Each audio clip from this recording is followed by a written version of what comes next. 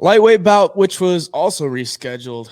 Natan Levy sitting at minus 245. Pete Rodriguez sitting at plus 245. Over under 1.5 rounds. Over is at minus 124. Under is at plus 124. We talked about this one. What was it, 2 or 3 weeks ago? Yeah. And we were somewhat on the same page. I mean, Natan Levy's gonna have the grappling advantage, the takedown advantage.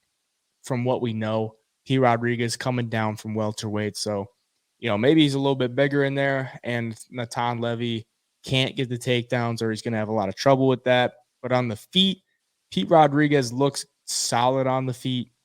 We haven't seen a ton of them. I mean, his debut was Jack Della Maddalena. He got knocked out in the first round, but that was Della Maddalena's debut as well, and not many people knew that he was going to be that good. So that loss ages well. And then his only win in the UFC is Mike Jackson, who was the photographer type guy. So yeah, this is it's a greasy one, man, because we don't really know what we're really getting with Pete Rodriguez. And I'm not really the biggest Natan Levy believer, because he's looked like he's very beatable in his fights against Genaro Valdez, who's not terrible, but nothing special.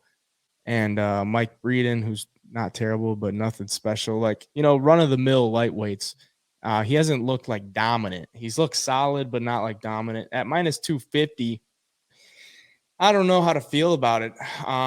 Pete Rodriguez, I believe, was the one that had to push this fight back because he was having trouble with weight. So maybe look and see how he looks on the scales. But for the sake of the show, I'm going to go with Natan Levy because we kind of know what we're getting with him, and it should probably be enough to win. So what do you think? I'm going to take a shot on the dog here. I'm just not super impressed with Natan Levy. I mean, I know he's got a good ground game. It averages a lot of takedowns, and I think a lot of that came from his last two fights with Mike Breeden and Genaro Valdez, because he hit 6 against Valdez and 9 against Breeden. But you look at Pete Rodriguez coming down from welterweight. If he still holds that power, he's going to be super dangerous against Natan Levy. I don't think Natan Levy on the feet is anything to write home about at all.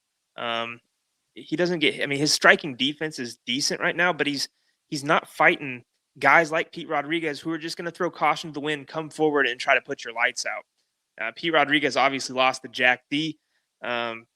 But I mean, we know now that Della Maddalena is a savage. So, and in that fight, Jack Della Maddalena used his jab phenomenally and flawlessly, and that gave Pete Rodriguez a ton of problem. But I don't see Natan Levy having that type of game where he's going to have the jab working and keeping Pete Rodriguez at bay. Maybe Pete's stronger than him coming down. I know Natan Levy's pretty well put together and is a strong dude, but if Pete can come in there and stuff a few takedowns and keep it on the feet, man, I think he's live for a knockout here. And I think he's a live dog this week for sure. I'm going to rock with him. I think he's one of these fighters that just might surprise us come fight time. We know he's tough, and we know he's, kind of a junkyard dog, has that style. So maybe that's the type of style that gives Natan Levy problems. So I'm going to rock with him this week. Yeah, I don't blame you. Maybe look for a Pete Rodriguez knockout prop and get a little bit more juice on there.